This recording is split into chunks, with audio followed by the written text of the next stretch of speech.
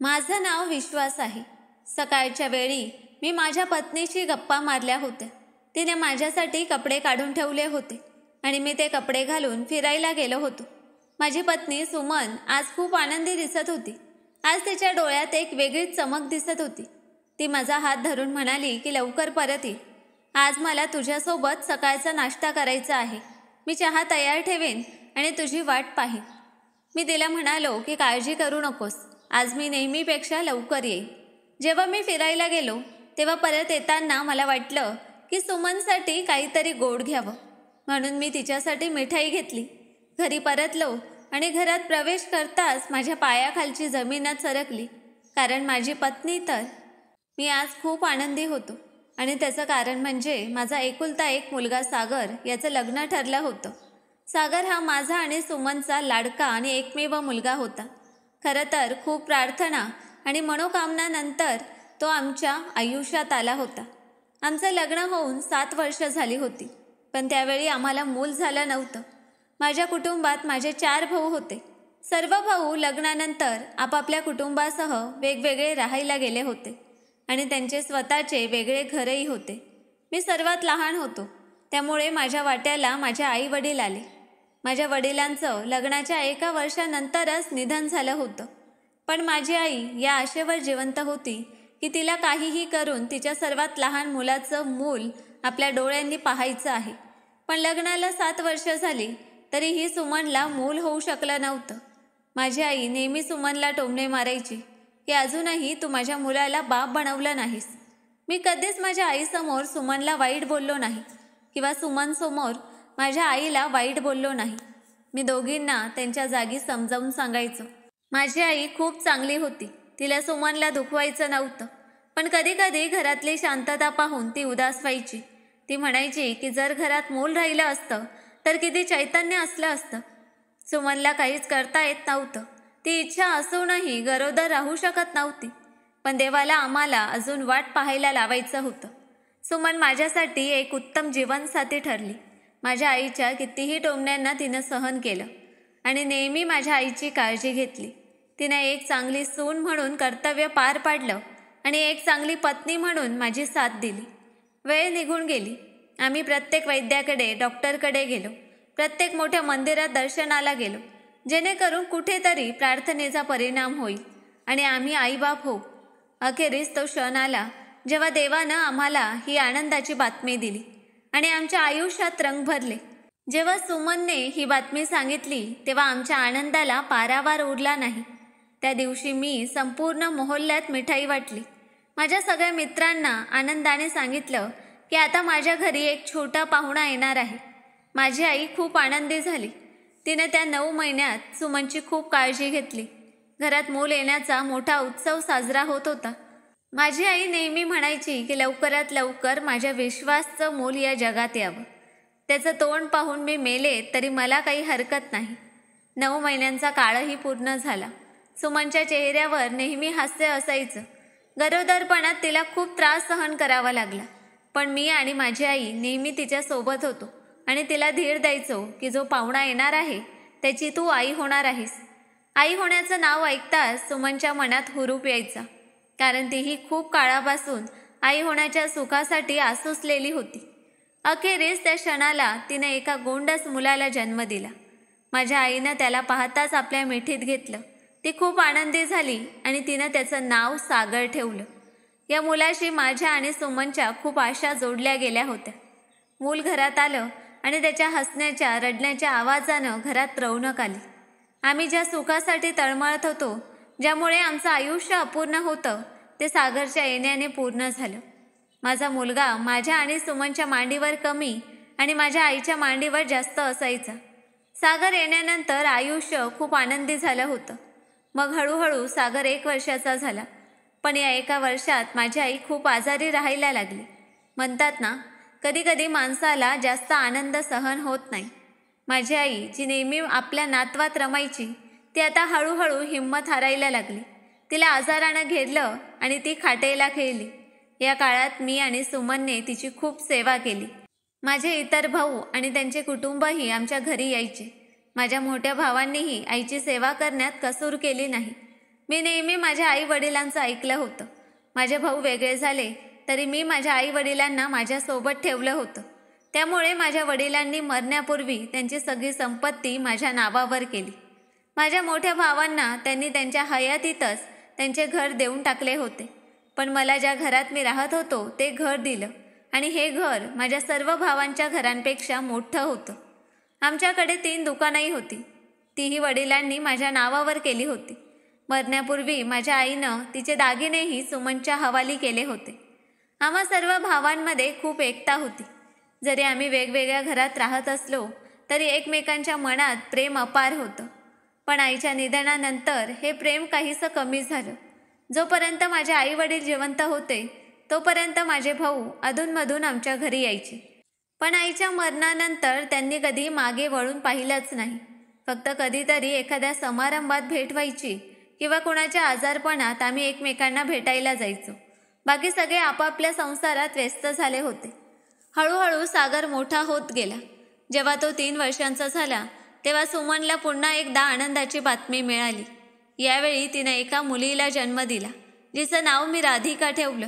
आता आमचं कुटुंब पूर्ण झालं होतं. आम्ही आमच्या मुलांमध्ये व्यस्त झालो होतो. मी आणि सुमन आमच्या दोघंही मुलांवर सारखंच प्रेम करायचो. त्यांच्या संगोपनात आम्ही कसलीच कसर ठेवली नाही आणि त्यांच्या प्रत्येक इच्छा पूर्ण केल्या. सागर 4 वर्षांचा झाल्यावर शाळेत जाऊ लागला, तर राधिका अजून खूप लहान होती. आमच्यात आनंदच आनंद होता. माझा व्यवसायही चांगला चालला होता. माझ्या आयुष्यात काहीच कमी नव्हतं. वेळेनुसार मुलं मोठी आणि समजूतदार होत गेली. मी आणि सुमन नेहमी प्रयत्न करायचो की त्यांना चांगली शिकवण आणि संस्कार मिळावेत. माझी दोन्ही मुलं खूप समजूतदार होती आणि मला हेच हवं होतं की माझी मुलं समजूतदार राहावीत आणि त्यांच्यातील बंधुभाव कायम राहावा. हळूहळू माझी दोन्ही मुलं मोठी झाली. मी त्यांच्या शिक्षणात कसलीच कमी ठेवली नाही. सागरचं शिक्षण पूर्ण झाल्यावर मी त्याला एका चांगल्या कंपनीत नोकरीला लावलं. राधिका अजूनही शिकत होती. माझी मुलगी खूप सुंदर होती आणि मुलगाही खूप देखणा होता. माझ्या मोहल्ल्यात माझे अनेक मित्र होते, ज्यांच्यासोबत मी रिकाम्या वेळेत चहा पीत बसायचो. माझी पत्नी सुमन खूप समजूतदार होती. तिला फक्त आपल्या घर आणि कुटुंबापुरताच मतलब होता. बाकी शेजारपाजारच्या लोकांशी तिला काही घेणं देणं नव्हतं. मोहल्ल्यातल्या बऱ्याच बायका तिच्याकडे यायच्या, इकडच्या तिकडच्या गप्पा मारायच्या, कुणाची निंदा करायच्या. पण सुमन कधीच त्यांच्या निंदेत सहभागी झाली नाही. तरीही येणाऱ्या प्रत्येक बाईला ती आदराने बसवायची, चहा नाश्ता द्यायची आणि मग त्यांना निरोप द्यायची. संध्याकाळी जेव्हा मी घरी यायचो तेव्हा आम्ही चौघे एकत्र बसून आधी चहा प्यायचो आणि मग खूप गप्पा मारायचो. मला माझं हे हसतं खेळतं कुटुंब खूप आवडायचं. एकदा माझ्या मोहल्ल्यातला मित्र चंद्रकांत म्हणाला की विश्वास, तुझा मुलगा आता तरुण झाला आहे. आशा आहे की हा तुझ्या म्हातारपणी तुझा आधार बनेल. मी म्हणालो की हो, मुलं तर वडिलांचा आधारच बनतात आणि मुली एक दिवस विदा होऊन आपल्या सासरी जातात. मला माझ्या मुलाकडून खूप आशा आहेत. मी माझ्या मुलाला माझ्या लाकडाच्या व्यवसायात सामील केलं नाही. माझा हा सुशिक्षित मुलगा आणि मी त्याला माझा लाकडाचा व्यवसाय देऊ. मला तर वाटतं माझा मुलगा एक दिवस स्वतःचा मोठा व्यवसाय उभा करेल. तेवढ्यात माझ्यासमोर चहाचा आस्वाद घेत बसलेला माझा मित्र जोशी म्हणाला, अरे विश्वास, असं म्हणू नकोस. मुलाकडून आशा ठेवू नकोस. मी आश्चर्याने म्हणालो की का? माणूस जर आपल्या मुलांकडून आशा ठेवणार नाही तर मग कोणाकडून ठेवणार? मी जोशींना विचारलं. जोशी म्हणाले की येणारी पिढी अशी नाही. ही पिढी आपल्या आई वडिलांना अजिबात समजत नाही. तुला माहीत आहे का माझ्या शेजारच्या घरात काय झालं? मी आणि चंद्रकांत यांनी आश्चर्याने विचारलं की काय झालं तुझ्या शेजारच्या घरात? जोशींनी सांगायला सुरुवात केली की माझ्या शेजारी राहणारे आगरे काका, त्यांना 3 मुलं होती. त्यांना आपल्या 3ही मुलांकडून खूप आशा होत्या. त्यांनी आपला सगळा व्यवसाय, सगळं काही आपल्या मुलांच्या नावावर केलं आणि नेहमी तेच केलं जे त्यांच्या मुलांनी सांगितलं. पण आता बघ, त्या 3ही मुलांनी मिळून आपल्या आई वडिलांशी घरात नोकरासारखी वागणूक दिली. आई वडिलांनी त्यांना लहानाचं मोठं केलं, त्यांना स्वतःच्या पायावर उभं केलं, आपलं सगळं त्यांना दिलं. पण त्या मुलांना वाटतं की त्यांच्या आई वडिलांनी त्यांच्यासाठी काहीच केलं नाही. रोज त्यांच्या घरातून भांडण तंट्यांचे आवाज येतात. 3ही मुलं आई वडिलांशी उद्धटपणे वागतात. त्यांना वाटतं की आई वडील घरातून बाहेर पडावेत. मला त्यांच्या घरचा हाल पाहून खूप वाईट वाटतं. भाऊ, मी तर ठरवलं आहे की जोपर्यंत माझा श्वास चालू आहे तोपर्यंत मी माझ्या मुलांना माझ्या संपत्तीचा वारस बनवणार नाही. जोपर्यंत मी जिवंत आहे तोपर्यंत सगळं माझ्याच मुठीत ठेवणार. माझ्या मुलांना काहीच देणार नाही. हो, मरणापूर्वी काही काळ अगोदर चुपचाप माझी मर्जी लिहून ठेवेन. जर माझ्या म्हातारपणापर्यंत माझा मुलगा माझा आधार राहिला तर मी त्याला सगळं देईन, नाहीतर सगळं कुठल्या तरी विश्वत संस्थेत वाटून टाकेन. असं म्हणून जोशी शांत झाले. मी म्हणालो की अरे, असं करशील तर तुझ्या मुलांवर अन्याय होईल. मुलांकडून चुका होतात. आपण काय वेगळे आहोत का? आपण आपल्या मुलांचं संगोपन खूप चांगलं केलं आहे. आपण त्यांना चांगले संस्कार दिले आहेत. माझी मुलं कधीच असं करणार नाहीत. आज ते आपल्या आई वडिलांचा आदर करतात आणि पुढेही करतील. जोशी म्हणाले की नाही भाऊ, असं काही नाही. तू या आशेवर राहू नकोस. माणूस बदलायला वेळ लागत नाही. आपण आपल्या आई वडिलांची सेवा केली म्हणून आपली मुलंही आपली सेवा करतीलच असं नाही. खूप नशीबवान असतात ती माणसं ज्यांची मुलं त्यांची सेवा करतात, त्यांचा आधार बनतात. जोशींचं सगळं बोलणं मला कटू वाटत होतं. त्यांची एकही गोष्ट मला आवडली नव्हती. एका बाजूने ते बरोबर बोलत होते, पण मला माझ्या मुलावर पूर्ण विश्वास होता. आजही जेव्हा मी घरी येतो तेव्हा माझी मुलगी राधिका माझा आशीर्वाद घेते, मला मिठी मारते, माझ्याशिवाय जेवण करत नाही. आणि माझा मुलगा सागर सकाळी ऑफिसला जाण्यापूर्वी माझ्या खोलीत येऊन माझा आशीर्वाद घेतो. ऑफिसवरून परतल्यानंतर जोपर्यंत मी जेवणाच्या टेबलावर बसत नाही तोपर्यंत ते जेवण सुरू करत नाहीत. माझा मुलगा सागर कंपनीत चांगली नोकरी करतो, चांगले पैसे कमावतो. तो आपली पूर्ण पगाराची रक्कम माझ्या हातात देतो. स्वतःसाठी काहीच ठेवत नाही. मी त्याला खूप सांगतो की तू तरुण आहेस, तुझ्याही खर्चाच्या गोष्टी असतील. पण तो म्हणतो की बाबा, घराचा खर्च तुम्हीच तर चालवता. घराच्या खर्चापेक्षा मोठा खर्च काय असू शकतो? शिवाय सागरला आता बऱ्याच काळापासून आपल्या बहिणीच्या लग्नाची काळजी वाटत होती. तो वारंवार म्हणायचा की बाबा, आपली राधिका आता 25 वर्षांची झाली आहे. मला वाटतं आपण आता तिचं लग्न करून द्यावं. मी त्याला म्हणायचो की बेटा, 25 वर्ष वय जास्त नाही. लग्नाची इतकी घाई कशाला? राधिका अजून शिकते. पण सागर आणि सुमन एका बाजूला असायची. सुमनही म्हणायची की मुलीचं लग्न जितकं लवकर होईल तितकं चांगलं. मला वाटतं आपण राधिकासाठी एखादा चांगला मुलगा शोधून तिचं लग्न लावून द्यावं, जेणेकरून आपण त्या कर्तव्यापासून मुक्त होऊ. राधिकासमोर जेव्हा जेव्हा लग्नाचा विषय निघायचा ती रडायला लागायची आणि म्हणायची की आई, बाबा, भाऊ, मी तुम्हाला सोडून कुठेही जाणार नाही. मी नेहमी तुमच्यासोबत राहील. मला लग्न करायचं नाही. माझी मुलगी खूप संस्कारी होती. सुमननं तिला नेहमी मोठ्यांचा आदर करायला, घराबाहेर कमी फिरायला आणि मुलांपासून अंतर ठेवायला शिकवलं होतं. कारण आजकालचं वातावरण आपण चांगलं जाणतो. मी मुलांनी प्रेमविवाह करावा याच्या विरोधात नव्हतो, पण मला भीती वाटायची की कुठे माझ्या मुलांचं मन तुटलं तर. मी माझ्या मुलीला पूर्ण मोकळीक दिली होती की जर तिला कोणी आवडलं तर तिने मला सांगावं. जर तिला एखादा मुलगा आवडला आणि तो तिच्यासाठी योग्य असेल तर मी तिचं लग्न त्याच्याशी नक्की करेन. पण माझी मुलगी अशीच नव्हती. तिला जे शिकवलं गेलं होतं तिनं नेहमी तेच केलं. ती म्हणायची की बाबा, तुमच्या मुलीनं तुमचा विश्वास कधीच तोडला नाही. मला कोणीही आवडत नाही. बऱ्याच काळापासून मी राधिकासाठी स्थळ शोधत होतो आणि सुमननेही तिच्या काही ओळखीच्या नातेवाईकांना तिच्या लग्नासाठी सांगितलं होतं. एकदा माझ्या मोठ्या भावानं राधिकासाठी एक स्थळ आणलं. त्यांनी मला सांगितलं की मुलगा खूप चांगला आहे, संस्कारी आहे, सुशिक्षित आहे आणि शिवाय तो अमेरिकेत नोकरी करतो. तो आपल्या राधिकाला अमेरिकेत घेऊन जाईल. मी तर म्हणतो, राधिकाचं लग्न इथे करा. आपली राधिका तिथे राणी होईल. माझे भाऊ इतक्या आशेने माझ्या मुलीचं स्थळ घेऊन आले होते. मला माहीत होतं की त्यांनी तिच्यासाठी चांगलं स्थळ आणलं असेल. पण मी आणि सुमननं त्या स्थळाला नकार दिला, कारण मुलगा अमेरिकेत नोकरी करत होता आणि लग्नानंतर तो राधिकालाही तिथे घेऊन जाणार होता. मला ही गोष्ट आवडली नव्हती. मला वाटायचं की माझी एकुलती एक मुलगी आहे आणि माझ्या जीवापेक्षा प्रिय आहे. तिचं लग्न मला जवळपासच करायचं आहे, जेणेकरून तिच्या हालचालींची खबर लागत राहील. ती अधूनमधून आमच्या घरी येत राहील. जर तिचं लग्न दूर झालं तर तिच्याशी भेट होईल की नाही याची शाश्वती नाही. हेच सगळं विचार करत मी हिचकिचत माझ्या भावाला म्हणालो की भाऊ, माफ करा, स्थळ खूप चांगलं आहे, पण मला माझ्या मुलीचं लग्न जवळपासच करायचं आहे. अमेरिका खूप दूर आहे. भावाने उत्तर दिलं की विश्वास, मी माझ्या भाचीसाठी विचार करूनच हे स्थळ आणलं आहे. बाकी तुमच्याकडे वेळ आहे. तुम्ही मुलाला भेटा. मुलगा सध्या इथे आला आहे. त्याचं कुटुंबही आलं आहे. त्यानंतरच निर्णय घ्या. मुलाचा फोटो घरीच ठेवला होता. रात्री जेव्हा सागर ऑफिसवरून घरी आला तेव्हा मी त्याला सगळी गोष्ट सांगितली. मला आशा होती की सागरही आमच्यासारखाच विचार करेल आणि या स्थळाला नकार देईल. पण माझ्या मुलाला तो मुलगा माहीत होता. तो म्हणाला की बाबा, ही तर खूप श्रीमंत माणसं आहेत. हा मुलगा ज्या कंपनीत काम करतो ती कंपनी आमच्या कंपनीला शेअर्स देते. मला तर वाटतं तुम्ही हे स्थळ स्वीकारावं. मी म्हणालो की पण बेटा, आपली राधिका आपल्यापासून खूप दूर जाईल. त्यानं उत्तर दिलं की त्यात काही मोठी गोष्ट नाही बाबा. तुम्ही हे बघा की आपली राधिका तिथे राणी होईल. सुमन माझ्याकडे पाहायला लागली. कदाचित तिच्याही मनात सागरचं म्हणणं पटलं होतं. शेवटी मीही त्या स्थळासाठी होकार दिला. मुलाचे कुटुंबीय आले होते. त्यांनी राधिकाला पसंत केलं आणि निघून गेले. आम्हालाही मुलगा खूप आवडला आणि मग आम्ही तिचं लग्न खूप धूमधामात केलं. राधिका आदरानं विदा झाली. तिला विदा करताना आम्ही सगळे खूप रडलो.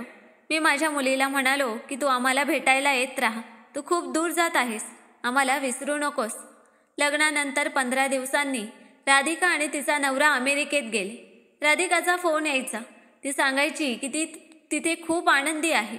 आमच्या मनाला समाधान मिळालं की चला, आपल्या मुलीला चांगलं सासर मिळालं. आता आम्ही विचार केला की सागरचं वयही 28 वर्षांचं झालं आहे. त्याच्याबद्दलही विचार करायला हवा.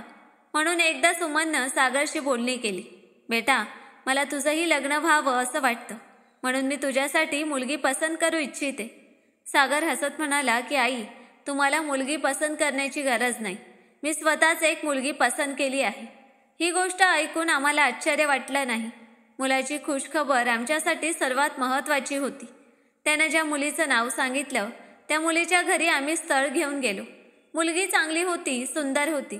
सागर ज्या कंपनीत काम करायचा तिथेच ती कनिष्ठ पदावर नोकरी करायची. मला तिचं कुटुंब काहीसं वेगळं वाटलं. तिच्या सर्व भावंडांचं लग्न झालं होतं. तिचे वडील या जगात नव्हते आणि तिची आई खूप बोलायची. पण मुलगी सुंदर होती म्हणून आम्ही सागरचं लग्न त्या मुलीशी म्हणजे स्मिताशी केलं. स्मिता लग्नानंतर काही दिवस आमच्याशी खूप चांगली वागली. पण साधारण 1 महिन्यानंतर तिनं विचित्र वागणं सुरू केलं. ती सकाळी लवकर उठायची नाही. तिला आपल्या खोलीत बसूनच जेवण हवं असायचं, नाश्ता हवा असायचा. ती जेवणाच्या टेबलापर्यंतही यायची नाही. मी पाहिलं की सागरही बऱ्याचदा आपल्या खोलीतच असायचा. घरात मी असताना तो खोलीबाहेर यायचा नाही. मी याबद्दल त्याच्याशी बोलायचं ठरवलं. पण सुमननं मला थांबवलं आणि म्हणाली की सागरचं लग्न नुकतंच झालं आहे. नवीन नवीन मुलं असंच करतात. लग्नानंतर लगेचच मी माझ्या मुलात बदल पाहिला. त्यानं आपल्या आईवडिलांशी बोलणं, वेळ घालवणं बंद केलं. तो फक्त सकाळी उठायचा, थोडीशी बोलणी करायचा, आशीर्वाद घ्यायचा आणि ऑफिसला निघून जायचा. संध्याकाळी घरी यायचा आणि मग आपल्या खोलीतच बंद व्हायचा. त्याचं जेवणही खोलीतच जायचं. राधिका सासरी गेली होती आणि सागर खोली बाहेर येत नव्हता. आम्ही दोघं पती पत्नी एकटेच जेवण करायचो. मी पाहिलं की सुमन खूप थकलेली असायची. कदाचित स्मिताच्या येण्यानंतर तिच्यावर घरकामाचा भार खूप वाढला होता. सागरच्या लग्नाच्या 15 दिवसापर्यंत राधिका तिच्या नवऱ्यासोबत घरी होती आणि तिनं आपल्या आईला घरकामात खूप मदत केली होती.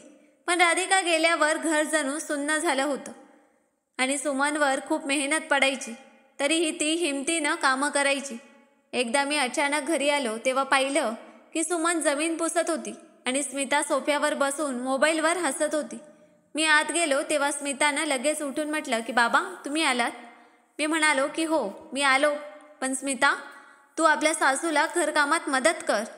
माझ्या बोलण्यानं स्मिताचा चेहरा बदलला. ती तोंड वाकडं करत आपल्या खोलीत निघून गेली.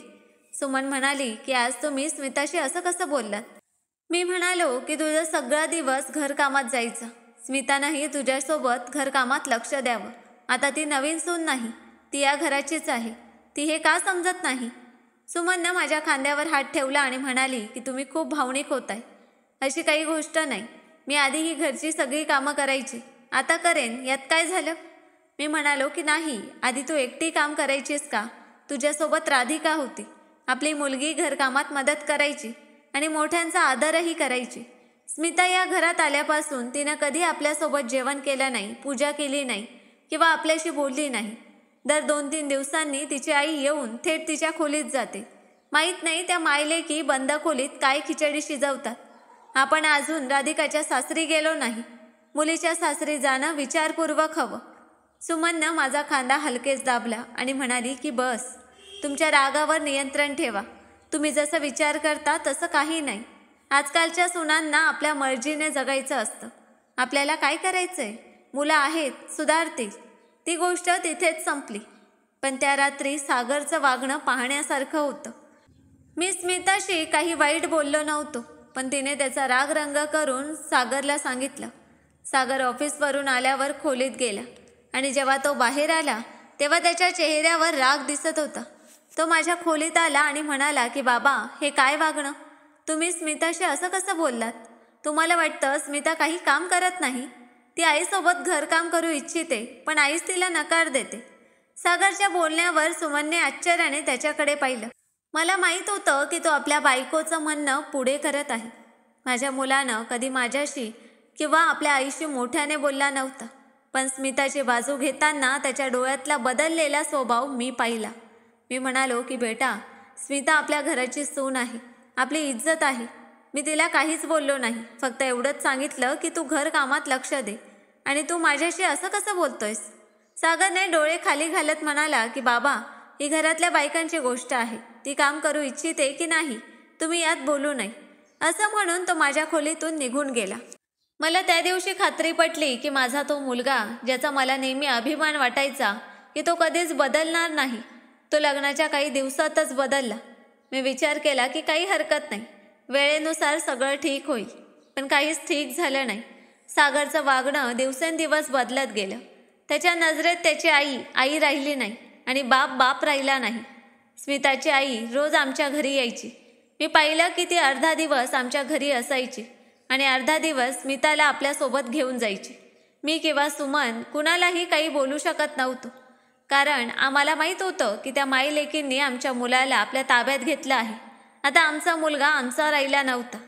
राधिकाशी आमची फोनवर बोलणी व्हायची. ती आमची हालचाल विचारायची, पण आम्ही तिला कधीच घरच्या परिस्थितीविषयी काही सांगितले नाही. तरीही तिनं लक्षात घेतलं की सागरच्या लग्नानंतर तो तिचे हालचाल विचारत नाही, तिला फोन करत नाही, घरी यायला सांगत नाही. सुमनने ही गोष्ट सांभाळली आणि म्हणाली की बेटी, तुझा भाऊ आपल्या संसारात गुंतला आहे. तुला त्याच्या बोलण्याची वाट पाहण्याची गरज नाही. तुझे आईवडील जिवंत आहे. तू कधीही माहेरी येऊ शकतेस. घरचं वातावरण बदलत होतं. ज्या घरात मुलं हसत खेळत फिरायची, तीच मुलं आता आपापल्या आयुष्यात व्यस्त झाली होती. आणि आम्ही दोघं पती पत्नी फक्त एकमेकांचे साथी आणि एकमेकांचा आधार होतो. माझ्या पाठीमागे घरात बरंच काही घडायचं. कदाचित सुमन आणि स्मिता यांच्यात अनेकदा वादही झाले असतील, पण सुमन मला कधीच काही सांगायची नाही की वाद कशावर झाला, काय झालं. पण मला एक गोष्ट नक्की जाणवत होती की स्मिता आल्यापासून सुमनची तब्येत दिवसेंदिवस खराब होत होती. घरची सगळी कामं तिलाच करावी लागायची. त्यात स्मिताचे खूप नखरे होते. तिला सुमनच्या हातचं जेवण आवडायचं नाही. कधी कधी सुमनला निरनिराळे पदार्थ बनवावे लागायचे. सगळ्यांचे कपडे धुवावी लागायची. घराची साफसफाई करावी लागायची. आणि जेव्हा स्मिताची आई यायची तेव्हा स्मिता सुमनला वारंवार चहा नाश्ता आणायला सांगायची. घरात इतकं सगळं घडायचं. सुमनला जणू नोकर बनवून ठेवलं होतं. पण मला यापैकी काहीच माहिती नव्हतं. आता सुमनचं वयही झालं होतं आणि माझंही. हाडांमध्ये तेवढी ताकद राहिली नव्हती की मी काही काम करू शकेन. तरीही मी दुकानावर जायचो. लोक म्हणायचे की भाऊजी, आता दुकानावर येणं जाणं बंद करा. तुमचा मुलगा आता सक्षम आहे. तुम्ही घरी आराम करा. तो कमावून तुम्हाला खाऊ घालेल. मला माझ्या मुलाकडून अशीच काहीशी अपेक्षा होती. पण लग्नानंतर तो कधी आपल्या आई वडिलांशी 2 क्षण बसून बोललाही नाही. घरात जे काही घडत होतं ते मी आणि सुमन शांतपणे दुर्लक्ष करत होतो आणि विचार करायचो की कदाचित आजकालची पिढी आपल्या म्हाताऱ्या आई वडिलांशी असंच वागत असावी. पण तरीही मला वाटायचं की माझ्या हातात अजून तेवढी ताकद आहे की मी स्वतःची आणि सुमनची काळजी घेऊ शकेन. सागर तर आपल्या बायकोसोबत व्यस्त होता. तिला खरेदीला नेणं, तिच्यासोबत समारंभांना जाणं, हे सगळं त्याच्यासाठी सवयीचं झालं होतं.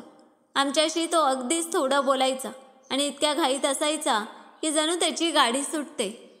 खूप वेळ असाच निघून गेला.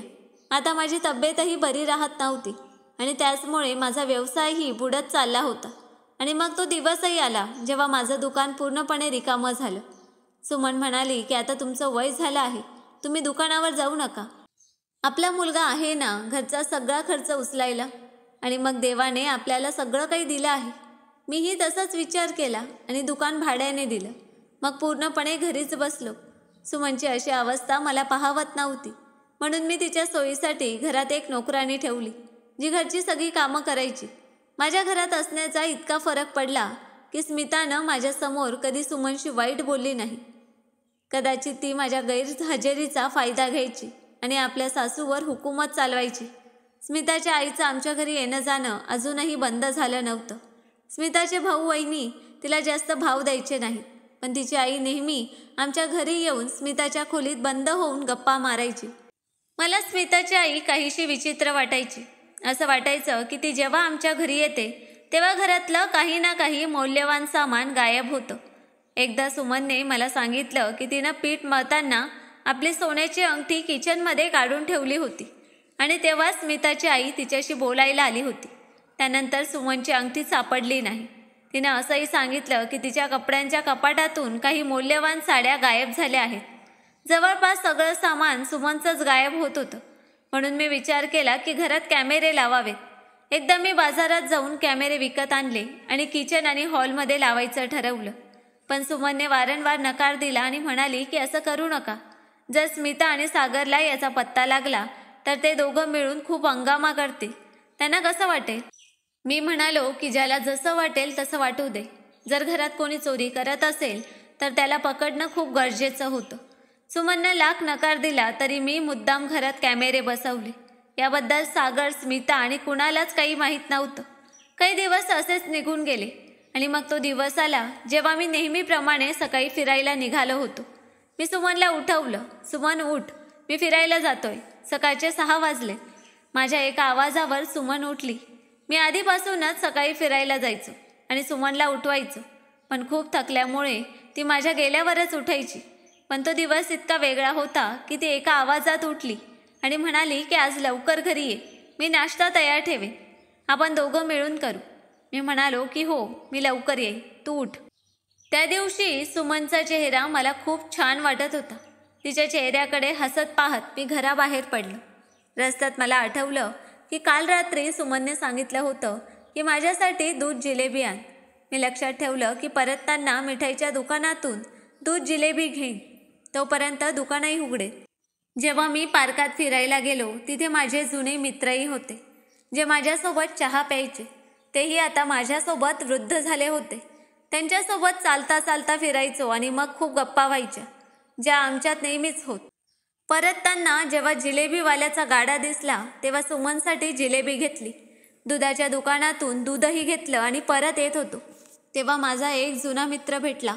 तो म्हणाला की विश्वास, जिलेबी घेतोयस? मी हसत म्हणालो की हो, तुझ्या वहिनीच्या फरमाईशवर घेतोय. तो हसला आणि म्हणाला की इतक्या वर्षानंतरही वहिनींबद्दल जर तुझं प्रेम कमी झालं नाही, देव तुमचं प्रेम असंच ठेव. त्याचं बोलणं ऐकून मला आनंद झाला आणि मी म्हणालो की चल, मला उशीर होतोय, संध्याकाळी भेटू. असं म्हणून मी निघालो. गरमागरम जिलेबीची पिशवी माझ्या हातात होती आणि मी मनात विचार करत होतो की सुमनला जिलेबी खूप आवडतात. त्या पाहून तिच्या चेहऱ्यावर हास्य येईल आणि तिचं हास्य पाहून माझा दिवस बनेल. मी हळूच दार उघडलं आणि घरात शिरलो. जिलेबी आणि दुधाची पिशवी घेऊन स्वयंपाकघराकडे गेलो तर पाहिलं की स्वयंपाकघर अजूनही सुन्न होतं. तिथे कोणीच नव्हतं. स्मिता तर 12 वाजेपर्यंत उठायचीच नाही आणि सागर सकाळी 9 वाजेपर्यंत ऑफिसला जायचा. अजून तर फक्त 8:15 झाली होती. मी सामान स्वयंपाकघराकडे ठेवलं आणि लगेच खोलीत गेलो. खोलीत पाहिलं तर सुमन अजूनही पलंगावर तशीच पडली होती, जशी मी तिला सोडून गेलो होतो. मी तिला हाक मारली, अरे सुमन, अजून झोपतेस? उठ, किती वेळ झाला? तू म्हणालीस ना नाश्ता तयार ठेवशील. बघ, मी तुझ्यासाठी दूध जिलेबी आणलीये. आता लवकर गरमागरम खा, उठ बरं. मी तिच्या जवळ बसलो. मी तिचा हात हलवायला गेलो तेव्हा तिचा हात एकदम नरम होऊन पलंगाच्या काठावर लोळला.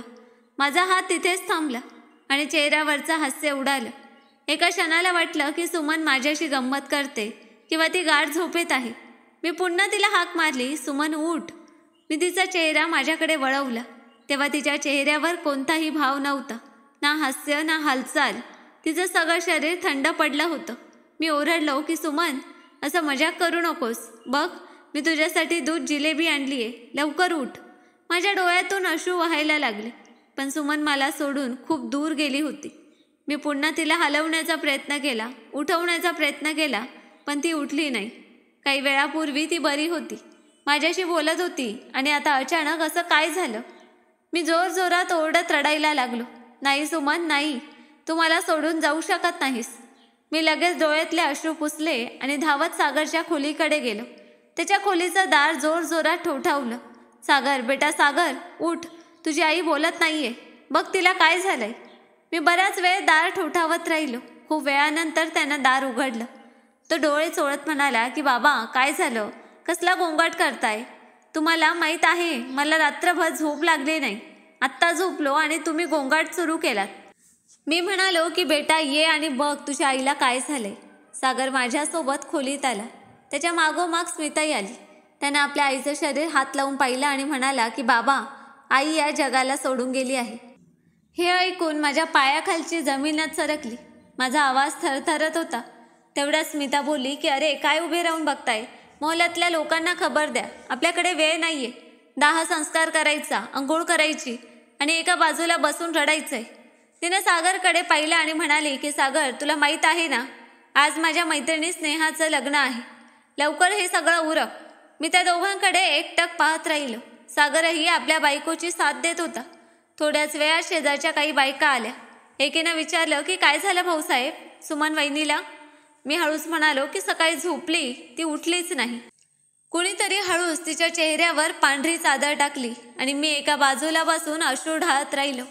अखेरीस माझी हमसफर मला सोडून गेली. तेवढ्यात सागर बाहेरून येणाऱ्या लोकांना पाहून म्हणाला की अरे लवकर उठवा ना, रुग्णवाहिका बाहेर थांबलीये, उशीर होतोय.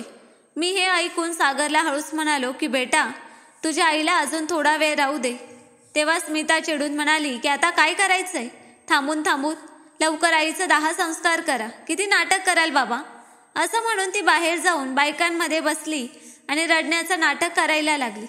मोहल्ल्यातल्या सगळ्या बायका म्हणत होत्या की सुमन बहीण खूप चांगली होती आणि मी मान खाली घालून एका बाजूला बसलो होतो. सुमनचा 10 संस्कार झाला आणि तिला मरून 7 दिवस उलटले. घरातली शांतता भिंतींना टकरून गुंजत होती, पण आता ती ऐकणारं कोणी नव्हतं. सागर आणि स्मिता तसेच होते. खोलीत बंद असायचे किंवा घराबाहेर इकडे तिकडे फिरत असायचे.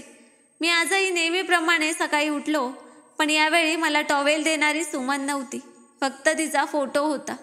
मी सागरला सुमनच्या मृत्यूबद्दल राधिकाला सांगायला अनेकदा सांगितलं, पण त्याने स्पष्ट नकार दिला.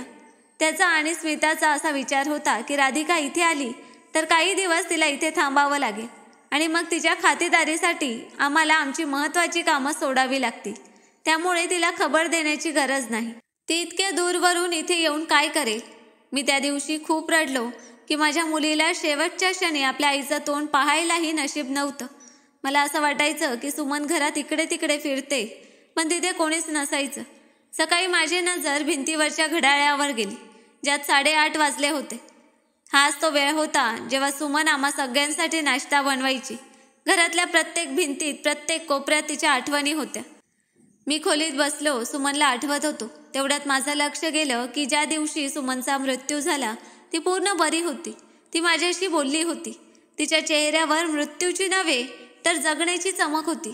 मग माझ्या गेल्यावर तिच्यासोबत असं काय झालं की ती झोपलीच राहिली? ती तर उठून बसली होती आणि तिनं सांगितलं होतं की मी आता उठेन, तू लवकर ये. मग ती झोपलीच कशी? मी बरोबर विचार करतोय की माझा भ्रम आहे. असा विचार करत मी मान खाली घातली. कदाचित मला हे सगळं यासाठी वाटतंय कारण मी अनेक दिवसांपासून झोपलो नाही. थकावटीने माझ्या मनात हे सगळं भरलं आहे.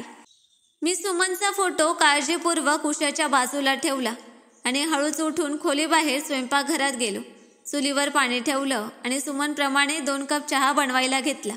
एक माझ्यासाठी आणि दुसरा माझ्या सवयीप्रमाणे सुमनसाठी.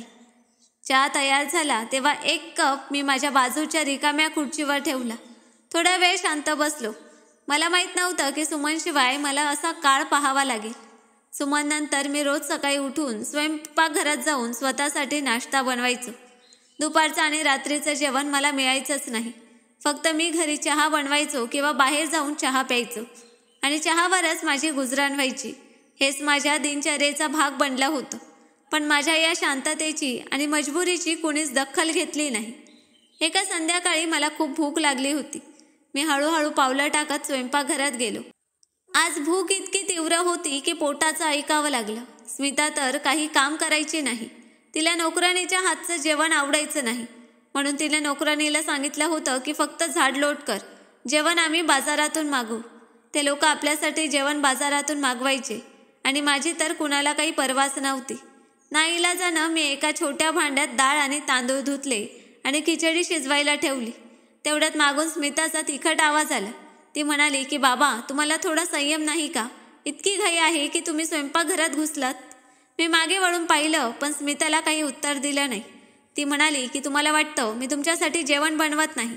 मी बनवत नसेन तर काय झालं, बाजारातून जेवण मागवून आणते. पण तुमचा मुलगा म्हणतो की बाबांना बाजाराचं जेवण पचत नाही. लोक काय म्हणतील की सून सासऱ्याला जेवण देत नाही. पण कुणाला काय माहीत की माझा सासरा किती खादाड आहे. सतत काही ना काही खायला हवं. त्यांची भूक कधी संपतच नाही. माझे हात थांबले. एका क्षणाला माझा चेहरा कठोर झाला, पण मग डोळे खाली गेले. राग तर खूप आला, पण मी स्मिताला तोंड देऊ इच्छित नव्हतो. मला माहीत होतं की स्मिता अशी मुलगी आहे जी छोट्या गोष्टींवर घराचं वातावरण बिघडवते. खरं तर मी अनेक दिवसांपासून नीट जेवलो नव्हतो. सुमनच्या मृत्यूनंतर माझी भूकच संपली होती. मी शांतपणे खिचडी बनवत राहिलो. मागून सागरचा आवाज आला. काय झालं स्मिता, का ओरडतेस? स्मिता लगेच पलटून म्हणाली की स्वतःच्या डोळ्यांनी पहा तुमच्या बाबांना. स्वयंपाकघरात घुसून खिचडी बनवतायत. सगळं स्वयंपाकघर गलिच्छ केलं. डाळ पसरली आहे आणि भांडं जाळलंय. नोकरांनी सकाळी साफसफाई करून गेली. आता हे कोण साफ करणार? मी तिच्या बोलण्याकडे लक्ष दिलं नाही आणि शांतपणे खिचडी ताटात काढत राहिलो. तेव्हा सागरनं रागाने माझ्याकडे पाहिलं आणि म्हणाला की बाबा, थोडासा संयम नाही का? मी आता थोड्याच वेळात बाजारात जाणार होतो. तुमच्यासाठी काहीतरी जेवणाचं घेऊन येणार होतो. मी त्याच्या बोलण्याला काही उत्तर दिलं नाही आणि शांतपणे ताट घेऊन खोलीकडे निघालो. स्मिता, जी सुमन असताना माझ्यासमोर आवाजही काढायची नाही, ती आता सुमनच्या जाण्यानंतर माझ्या मजबुरीचा पुरेपूर फायदा घेत होती. मला त्यांच्या बोलण्याचा आवाज स्पष्ट ऐकू येत होता. स्मिता सागरला म्हणत होती की सागर, आता या घरात रोज असाच तमाशा चालणार आहे. सागरने तिला थांबवलं आणि म्हणाला की बस, शांत हो. मग हळूच म्हणाला की वर खोलीत जा आणि मग ती खोलीत निघून गेली. मी माझ्या खोलीचं दार बंद केलं. शांतपणे एका कोपऱ्यात बसून ताटातल्या जेवणाकडे पाहत राहिलो. कसे हे दिवस आले. मला तो प्रसंग आठवला जेव्हा माझ्या मित्रानं जोशींनी सांगितलं होतं की प्रत्येक मुलगा आपल्या आईवडिलांची सेवा करेलच असं नाही. तेव्हा मला माझ्या सागरवर खूप विश्वास होता आणि जोशींचं बोलणं मला चुकीचं वाटलं होतं. पण तेव्हाच त्याचं बोलणं मला समजून घ्यायला हवं होतं. आता खरंच वाटतंय की प्रत्येक संतान आईवडिलांचा आधार बनत नाही. एके रात्री मी छतावर बसलो होतो आणि आकाशात चमकणाऱ्या ताऱ्यांकडे पाहत होतो. मला असं वाटत होतं की सुमन माझ्या शेजारी बसली आहे. कारण रात्री जेव्हा मी छतावर यायचो तेव्हा ती माझ्या मागोमाग चहाचा कप घेऊन यायची आणि माझ्या शेजारच्या खुर्चीवर बसायची. आम्ही दोघं गप्पा मारायचो, आकाशाकडे पाहायचो. पण आज माझ्याशी बोलणारं कोणी नव्हतं. त्या रात्री हवेत थोडीशी उष्णता होती. मी खुर्चीला टेकलो आणि कधीतरी मला झोप लागली. अचानक घाबरून माझी झोप मोड झाली. माझा घसा कोरडा पडला होता आणि श्वास जड वाटत होते. मी आजूबाजूला पाहिलं, पाण्याची बाटली शोधली, पण काही मिळालं नाही. मग मी हळूहळू छताच्या पायऱ्या उतरायला लागलो, कुणाची झोप मोड होऊ नये म्हणून. तेवढ्यात मला सागरच्या खोलीतून हळू आवाज ऐकू आला. मला आश्चर्य वाटलं की इतक्या रात्री सागर आणि स्मिता अजून का जागे आहेत. मी खाली उतरायला निघालो तेव्हा खोलीजवळून येणारा तो हळू आवाज स्पष्ट ऐकू यायला लागला. त्या आवाजानं माझं सगळं शरीर हादरलं. सागर हळूच म्हणत होता की स्मिता, आता काळजी करू नको. आता आपल्याला कोणी काही बोलणार नाही. जे व्हायचं तसं झालं. आता बाबाही काही करू शकत नाहीत. स्मिता म्हणाली की हो, तुझ्या आईला रस्त्यातून हटवण्यात आपण यशस्वी झालो. आता फक्त तुझे बाबा मागे हटले की झालं. हे ऐकून माझ्या पायाखालची जमीनच सरकली. याचा अर्थ माझा मुलगा आणि सून यांनी मिळून नाही, असं होऊच शकत नाही. रस्त्यातून हटवण्याचा अर्थ त्यांनी माझ्या सुमनची हत्या केली. माझी सुमन, जिने आपल्या मुलाला जन्म देण्यासाठी किती प्रार्थना केल्या, आणि तोच मुलगा आपल्या बायकोसोबत मिळून खोलीतून त्यांच्या बोलण्याचा आवाज आणि हसण्याचा आवाज येत होता. आणि हे सगळं ऐकून एका बापाची आत्मा तुटत होती. मी कसा बसा स्वतःला सावरत खाली उतरलो. खोलीत पोहोचताच दार बंद केलं आणि भिंतीवर लटकलेल्या सुमनच्या फोटोकडे पाहत राहिलो. मी म्हणालो की का ओळखलं नाही मी? तुझ्यावर तेव्हा काय गेलं असेल? तुझ्या स्वतःच्या कोखेत जन्मलेल्या मुलानं आणि त्याच्या बायकोनं तुझ्यावर केलेला हा अन्याय, आणि मी फक्त तुझ्यासाठी जिलेबी आणण्यात गुंतलो होतो, असं म्हणत मी फुटफुटून रडायला लागलो. मग मी अश्रू पुसले आणि मनात ठरवलं की सुमन, आता मी शांत बसणार नाही. आता मी तसं काही करेन जे कदाचित जगातल्या कोणत्याही बापानं केलं नसेल.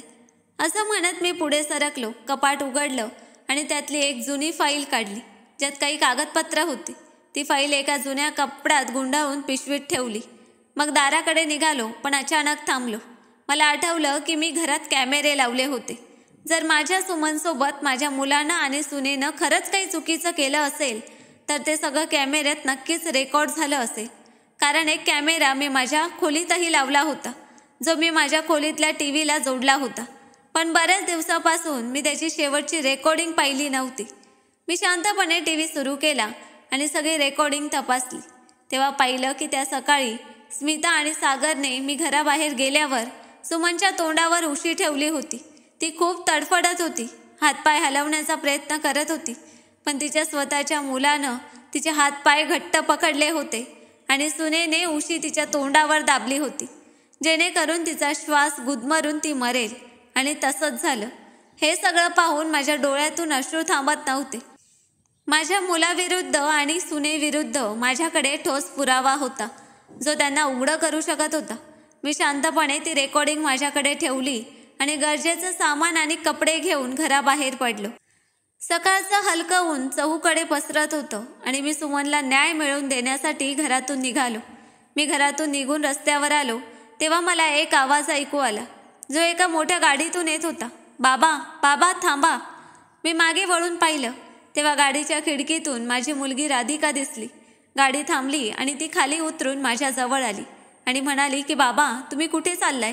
बाबा, मी कधीपासून तुमचा आणि आईचा फोन करते, कोणाशीच बोलणं होत नाही आणि भाऊही फोन उचलत नाही.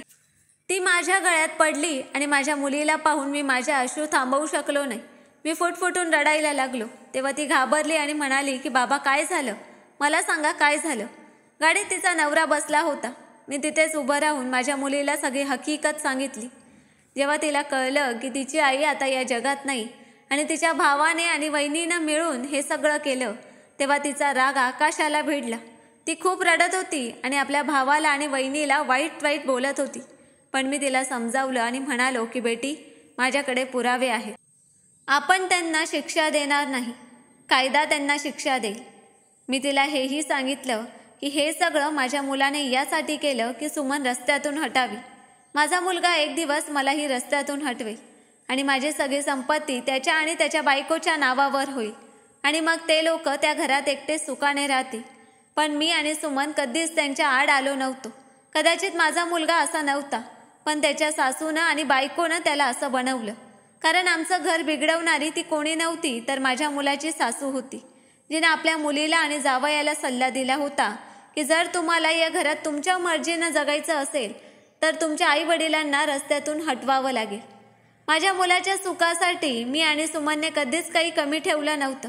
तो आपल्या सासूच्या बोलण्यात आला आणि त्यानं आपल्या बायकोसोबत मिळून आपल्या आईची हत्या केली. कोण जाणे तो मला कोणत्या दिवशी मारणार होता. चांगलं झालं की मी त्या दिवशी त्यांच्या दोघांचं बोलणं माझ्या कानांनी ऐकलं आणि घरात कॅमेरेही लावले होते, ज्यामुळे मला त्यांच्या सत्याचा पुरावा मिळाला. राधिका म्हणाली की बाबा, मी माझ्या भावाला आणि वहिनीला सोडणार नाही, ज्यांनी माझ्या आईला माझ्यापासून हिरावलं. मी सांगितलं की बेटी, मी तुला बोलवण्याचा खूप प्रयत्न केला, पण तुझ्या भावानं आणि वहिनीनं नकार दिला की तू इथे येऊन काय करशील.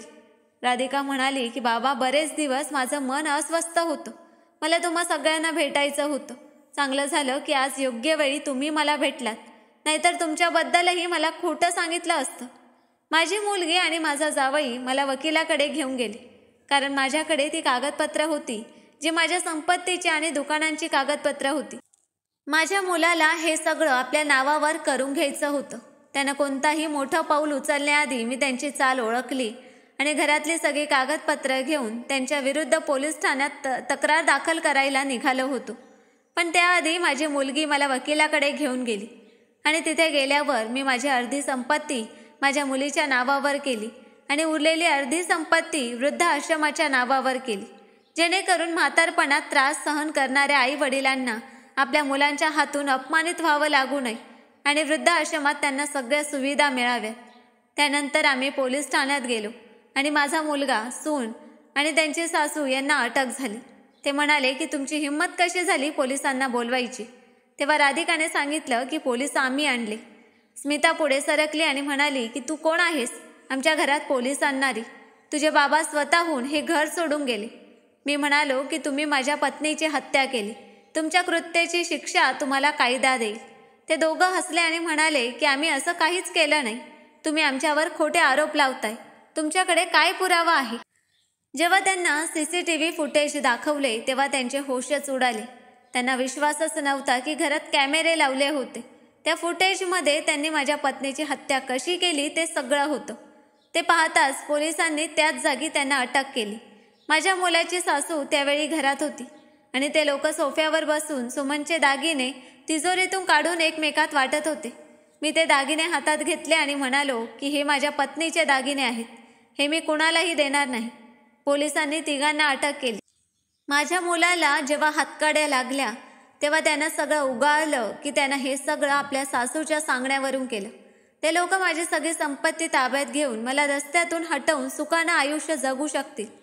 पण आता सगळं स्पष्ट झालं, कारण सत्य कधीच लपत नाही. त्या तिघांना अटक झाली आणि पोलिसांनी त्यांना तुरुंगात टाकलं. माझा मुलगा माझ्याकडे माफी मागत होता, पण मी असा मुलगा कधीच माफ करणार नाही जो आपल्या आई वडिलांचा आधार बनू शकला नाही. उलट आपल्या आई वडिलांचा लाडका होऊन त्यांच्याशी चुकीचं वागला. त्यांना त्यांच्या कृत्याची शिक्षा मिळाली. मग माझी मुलगी मला आपल्यासोबत अमेरिकेत घेऊन गेली आणि मी आजही माझ्या मुलीसोबत अमेरिकेत राहतो. तिचा नवरा खूप चांगला आहे. तो मला सासरा नाही तर आपला बाप मानतो. माझी मुलगी माझी खूप काळजी घेते. पण आजही मला माझ्या सुमनची खूप आठवण येते. माझ्या या कथेतून मी तुम्हाला हेच सांगू इच्छितो की संतान तीच खरी जी तुमच्या म्हातारपणात तुमचा आधार बनेल. जर तुम्हाला तुमच्या मुलांचे बदलते रंग तरुणपणीच दिसले तर त्यांच्यापासून लगेच अंतर ठेवा आणि तुमचं म्हातारपण सुरक्षित करण्यासाठी सर्वप्रथम तुमची संपत्ती सांभाळा. तर मित्रांनो, कशी वाटली कथा कमेंट करून नक्कीच सांगा. आणि कथा आवडली असेल तर व्हिडिओला लाईक आणि चॅनलला सबस्क्राईब करायला विसरू नका. धन्यवाद.